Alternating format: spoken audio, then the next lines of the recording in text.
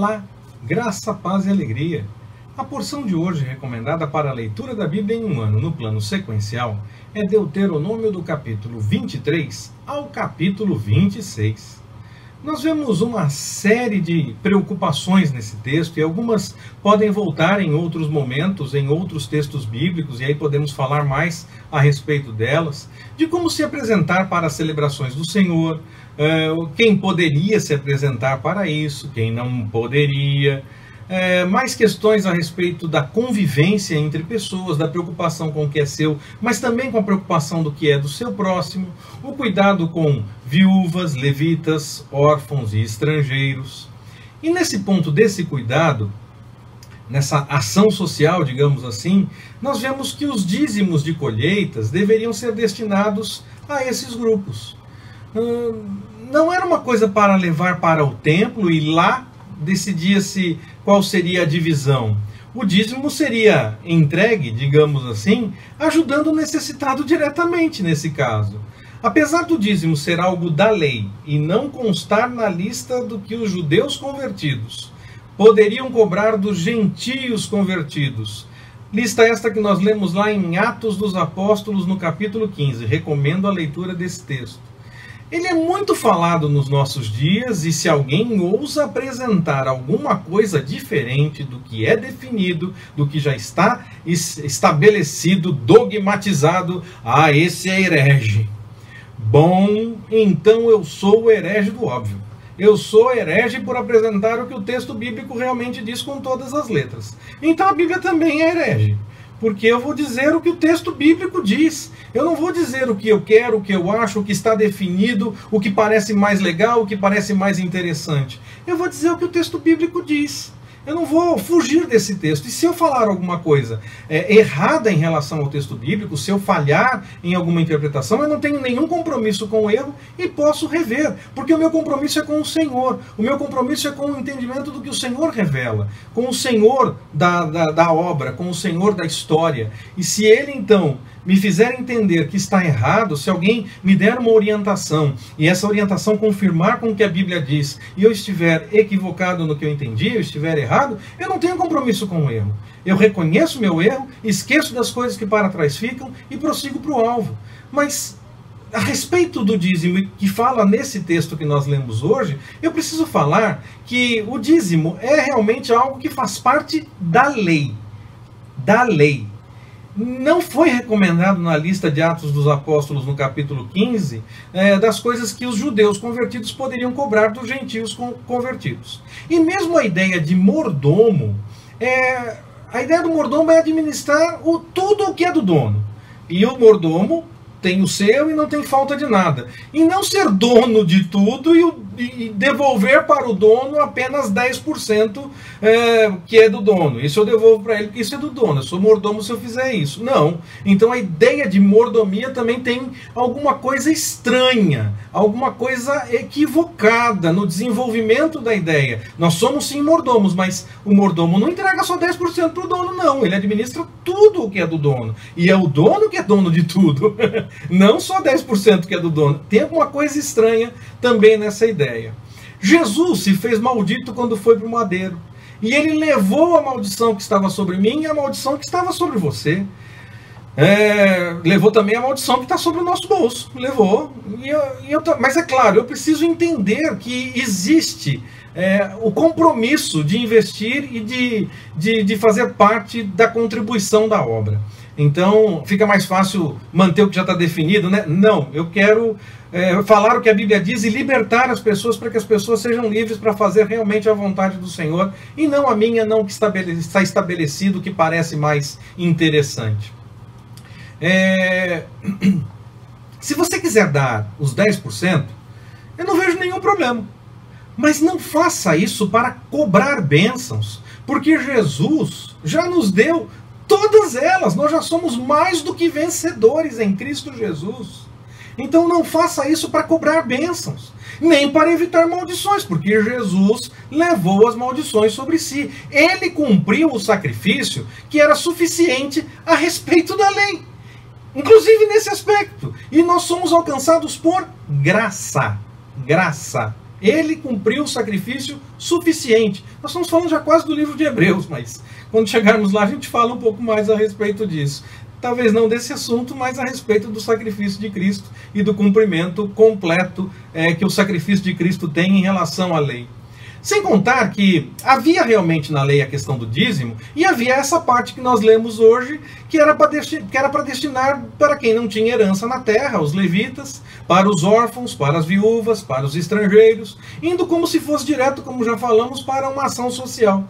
Se fosse para seguir realmente o que a lei diz nesse ponto, ainda está faltando alguma coisa a respeito do dízimo. Porque não era para levar simplesmente tudo para o templo e lá se decidir um percentual, se é que vão decidir, do que se faria ação social. O texto diz de uma parte do dízimo que era para ir direto para esse assunto, direto para a questão da ação social. Quando o Novo Testamento diz que o amor ao dinheiro é a raiz de todos os males, não está brincando. Porque se pensa apenas no que interessa e se esconde o que não interessa. E quem ousa falar exatamente o que a Bíblia diz, como eu estou aqui buscando falar, se torna herege por falar a verdade. A visão de sustento financeiro não está de acordo com o que a Bíblia diz. E nós precisamos orar e conversar muito para rever e praticar o que realmente a palavra nos diz. Eu vou insistir, não tem problema nenhum em dar os 10%. Mas não faça isso por mero legalismo, como um fariseu, para ter bênçãos ou por medo de maldições, pois o ensinamento nesse aspecto está equivocado. Isso anula o sacrifício de Cristo, anula que Jesus cumpriu a lei. Ele cumpriu a lei, e o dízimo estava na lei. A bênção ou a maldição vinha em decorrência de obedecer ou não a lei. Jesus cumpriu a lei. Nós já somos mais que vencedores, nós já somos abençoados, nós somos alcançados pelo Senhor de forma completa. Ele cumpriu a lei em nosso lugar, e nós somos alcançados por graça. E a nossa responsabilidade como mordomos é maior que apenas nos preocuparmos com o mero legalismo dos 10%, que os fariseus se preocupavam. E se preocupavam só em parte, porque até Jesus chamou a atenção deles dizendo: vocês fazem isso? Sim, fazem isso, mas erram também por não fazer aquelas outras coisas. Até mesmo por seguir o mero legalismo se erra. Se erra por não seguir o que de fato se dizem todas as coisas. Se é para seguir meramente o texto por legalismo, por seguir o que diz ali literalmente, tem que fazer todas as coisas. Não pode fazer só o que interessa e deixar escondido o que não interessa. Só que o nosso chamado é para ir além do mero legalismo, nós sabemos disso. Aliás, o texto fala que não é qualquer oferta que deve ser aceita. Pronto, pastor. O que houve hoje? O senhor resolveu ficar na questão do dinheiro mesmo? Eu estou seguindo talvez a parte do texto que mais chama a atenção e que mais causa conversas e discussões por parte de quem de fato resolve pensar a respeito do que o texto bíblico diz. As pessoas normalmente aceitam as ideias, entendem as ideias dogmatizadas, aquelas que já estão estabelecidas, mas não param para pensar o que realmente o texto bíblico diz, e não param para pensar na convergência de todos os aspectos. Que o texto fala sobre bênção e maldição fala realmente, mas isso era na questão da lei. Nós seguimos a lei?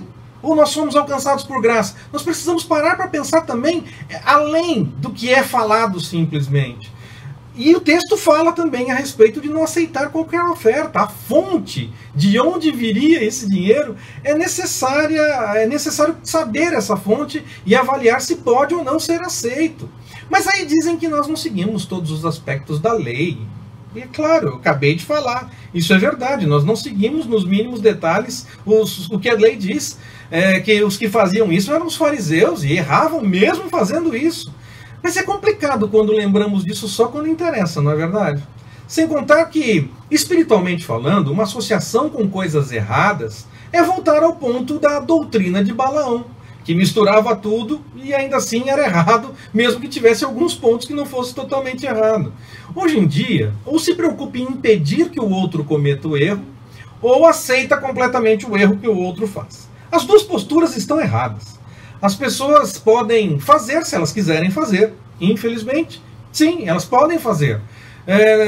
Mas nós não fazemos. O nosso chamado é para jogar sementes e anunciar a mensagem do Evangelho. É para anunciar para as pessoas que há erro, que as pessoas estão até reféns, que são escravas do pecado, mas que em Jesus há salvação. Não é para impedir ou tentar impedir que o outro faça o erro ou passar a aceitar o erro que o outro comete. Nós anunciamos que o erro está posto e nos domina. É pecado. E em Jesus nós somos livres. A hora que eu falo parecendo que eu estou no meio termo, não estou nem tentando impedir e nem estou aceitando que a pessoa cometa o erro, estou tentando ali achar, o pastor está tentando achar um meio termo, esse pastor está tentando ser morno. Jesus foi morno ao deixar o jovem rico ir embora, depois de dizer, vai lá, faz isso e depois vem e me segue. Jesus não obrigou ele a seguir. Jesus deixou o jovem rico livre para ir embora. Nós devemos falar ainda mais a respeito disso, então por enquanto eu vou ficar só nisso, para deixar bem claro que não tem nada de ser morno nesse aspecto. É escolher realmente o que a palavra diz. Como nós já falamos em outras mensagens a respeito de voto, a questão de casamento e divórcio, a ideia da época, como era o pensamento naqueles dias, e que Jesus mesmo diz, olha, não era assim desde o princípio, mas por causa da dureza do coração houve uma aceitação diferente, mas a ideia real é essa. E nós vamos voltar em outros textos a falar sobre muitos dos assuntos que são mencionados nessa passagem.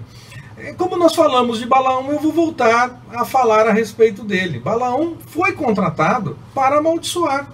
O texto não mostra a contradição como algumas pessoas tentam fazer parecer. As pessoas tentam dizer que na verdade Balaão amaldiçoou e Deus não ouviu, porque o texto diz que o Senhor não deu ouvido à maldição de Balaão. Não, o Senhor não deu ouvido ao fato de Balaão ter sido contratado para amaldiçoar.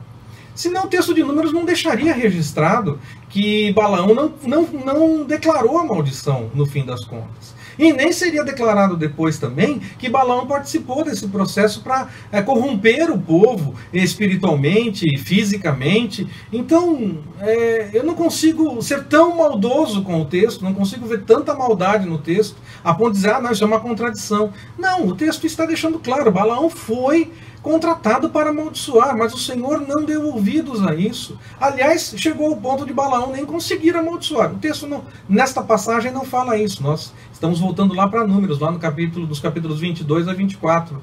Mas, para mim, o que está tentando deixar claro nesse texto é que Balaão foi de fato contratado para amaldiçoar. E ele, no fim, não conseguiu fazer isso. Mas por quê? Porque o Senhor não deixou, então o Senhor não deu ouvidos ao intento de amaldiçoar. Será que Balaão não queria ganhar os presentes?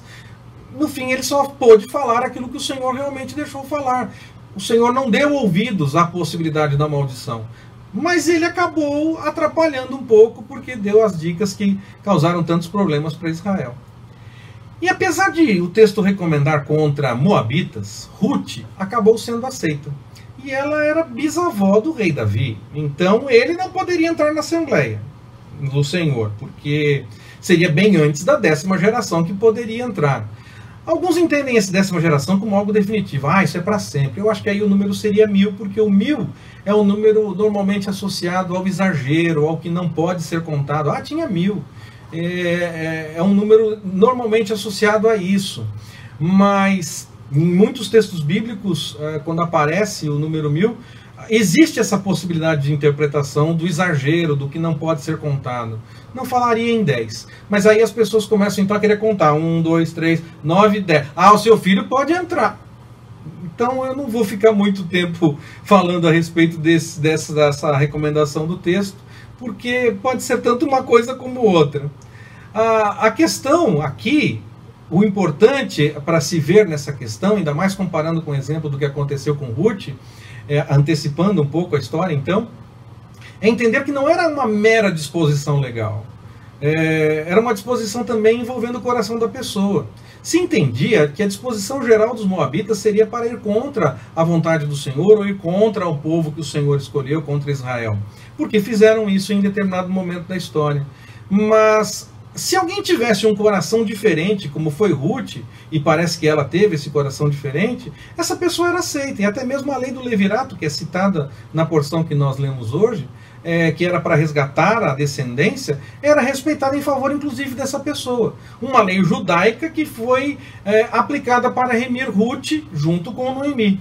Mas dessa história nós falamos em alguns dias, permitindo o Senhor.